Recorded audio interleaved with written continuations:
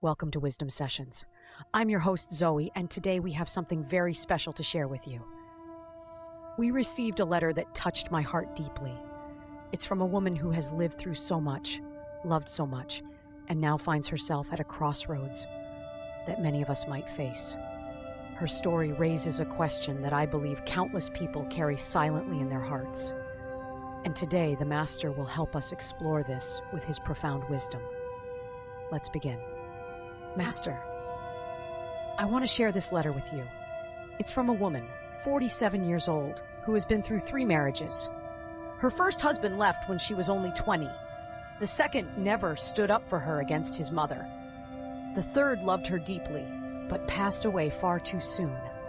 Now, at almost 50, she's fallen in love again. The man is a bachelor, 5 years older, and he wants to marry her. But everyone around her says 3 husbands are enough, that she shouldn't be foolish again. She asks, am I wrong if at this age I still want to love, still wish to hold someone's hand as I walk through the rest of my life? Master? You see, society is always harsh on those who dare to love again after being broken, especially women.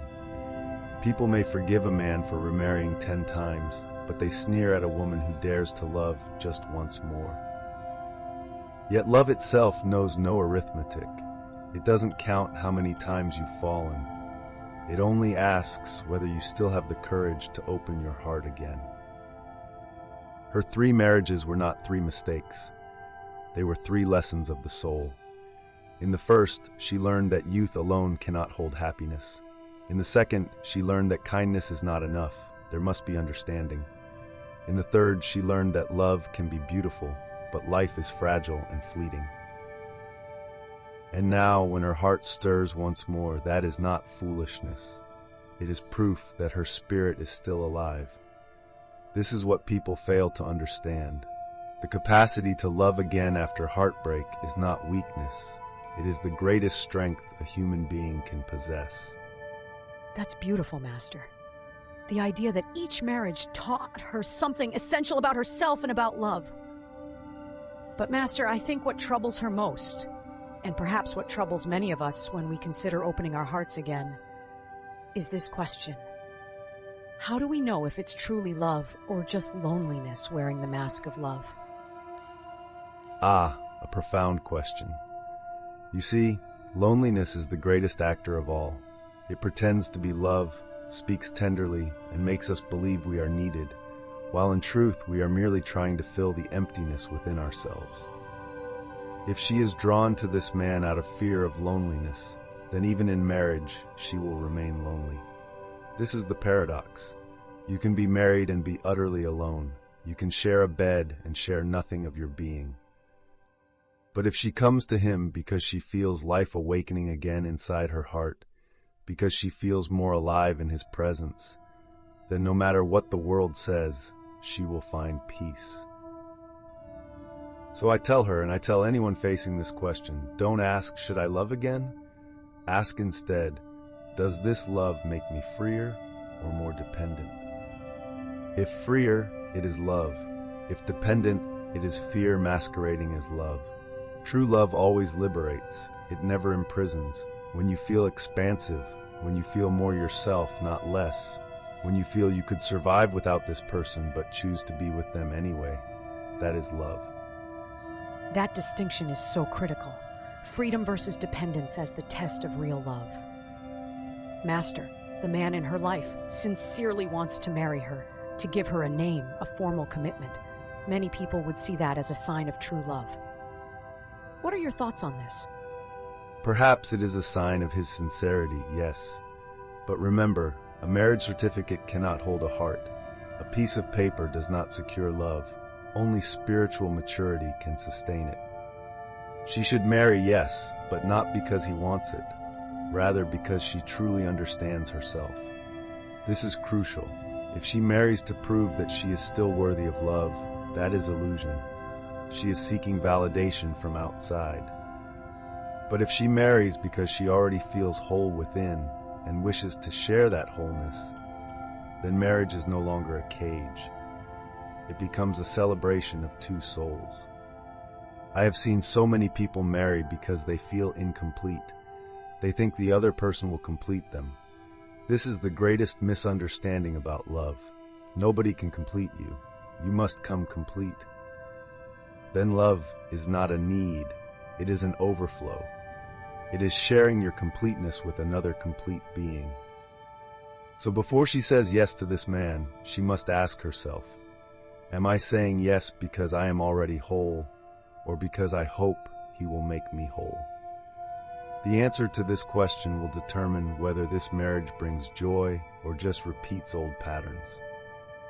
Coming to marriage already whole, not looking to be completed. That changes everything about how we approach relationships.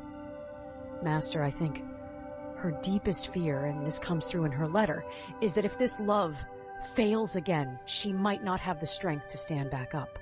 How do you address that fear? Listen carefully. There is no such thing as a final love. This is what I want her to understand deeply. Every love comes to show us a reflection of who we are. The first teaches us that the heart can tremble. The second teaches us that it can break. The third teaches us that even when broken, it still beats. And the last one, whenever it comes, teaches us how to love without fear of losing. Because once you realize that love belongs to no one, that it is a state of being, not a possession, then even if the other person leaves, love remains within you. You see, her fear is based on a misunderstanding. She thinks that if this relationship fails, she has failed. But failure in love is impossible if you understand what love truly is. Love is not about the other person staying. Love is about your capacity to love. Nobody can take that away from you. Even if every relationship in your life ends, if you have loved deeply, you have succeeded. The other person may leave, but your love remains. It becomes part of your being, part of your fragrance. So I say to her, yes, you may fall again. Yes, you may hurt again. But each time you stand up, you stand taller. Each time you love again, you love more wisely. Not more cautiously. Understand the difference. More wisely means with more awareness, more consciousness, more understanding of your own heart. The idea that we can't fail at love if we understand what love truly is. That's incredibly liberating. Master, if this woman is listening right now, along with others who might be facing similar questions about loving again at any age, what final wisdom would you offer her? I would say to her, you are not wrong to want love at 50. You would only be wrong if you stopped wanting to love. Age has nothing to do with the heart's capacity. The heart doesn't age, only the body ages. Your heart at 50 can be younger, more vibrant, more alive than it was at 20 if you have lived consciously, if you have learned from your experiences. Those 3 marriages were not failures. They were your education in love. Most people go through life without learning anything from their relationships. They repeat the same mistakes in every relationship. But you have grown. You have learned something essential each time. Now you stand at the threshold of another possibility. Don't let the voices of others drown out the voice of your own heart.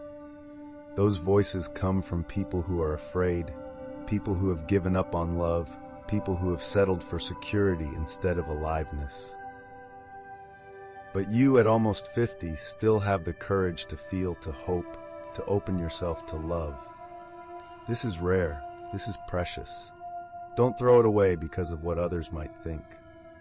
Go to this man, not because he can save you, but because you are already saved. Go to him not as a beggar, but as an empress. Go to him with your wholeness, your wisdom, your accumulated understanding of life and love. And if it works, beautiful. If it doesn't work, still beautiful, because you had the courage to try. You remained open. You didn't close your heart. Remember this, it is better to love and risk pain than to protect yourself and guarantee emptiness. The protected heart is a dead heart. The vulnerable heart is an alive heart. And at the end of your life, you will not regret the times you loved and lost. You will only regret the times you could have loved but chose fear instead. Master, thank you. That's extraordinarily powerful. I think everyone listening needed to hear that. You know, this letter, this woman's story, it speaks to something so many of us face. The question of whether we're too old, too experienced, too broken to love again. But what the Master has shown us today is that there's no expiration date on the heart's capacity. That each experience, even the painful ones, can deepen our ability to love wisely. Master, any final thoughts before we close? Just this. To everyone listening, never let the world convince you that you've loved enough times, that you're too old, that you should settle for a life without passion. The moment you stop seeking love, you stop seeking life itself. Stay open, stay vulnerable, stay alive. Beautiful words to carry with us. Thank you, Master, for your wisdom today. If this conversation touched your heart, please subscribe to our channel and turn on notifications so you never miss these wisdom sessions. Share this with someone who needs to hear it, and leave a comment below. Tell us your story, tell us your questions. Remember, it's never too late to love. It's never too late to open your heart, and it's never too late to choose aliveness over safety. Until next time, this is Zoe saying stay curious, stay open, and keep seeking wisdom.